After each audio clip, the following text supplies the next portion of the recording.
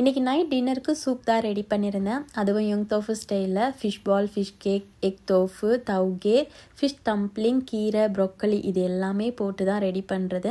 எங்களுக்கும் சரி குழந்தைங்களுக்கும் சரி வாரத்தில் ஒரு நாள் இந்த மாதிரி சூப் ரெடி பண்ணி சாப்பிட்றது ரொம்ப பிடிக்கும். மெயினாக என்னோடய பையனுக்கு ரொம்ப பிடிக்கும். இந்த சூப் சமைக்கிற அன்னைக்கு டின்னர் 10 மினிட்ஸ்லேயே ஃபினிஷ் பண்ணிடுவாங்க. ஸோ அதனாலே எனக்கு இதெல்லாம் சமைச்சேன் அப்படின்னா ரொம்ப ஹாப்பி ஆயிடுவேன். இதை சமைக்கிறதும் ரொம்ப ஈஸி. பேனில் கொஞ்சம் எண்ணெய், ஃப்ளேவருக்காக கார்லிக், ஆனியன் சேர்த்து லைட்டாக வதக்கிட்டு சூப்புக்கு தேவையான அளவுக்கு தண்ணி ஊற்றி நல்லா பாயில் ஆனதும் ஃபஸ்ட்டு அந்த fish ball, fish cake, fish dumpling இதை மட்டும் ஆட் பண்ணி லைட்டாக குக் பண்ண விட்டுட்டேன்.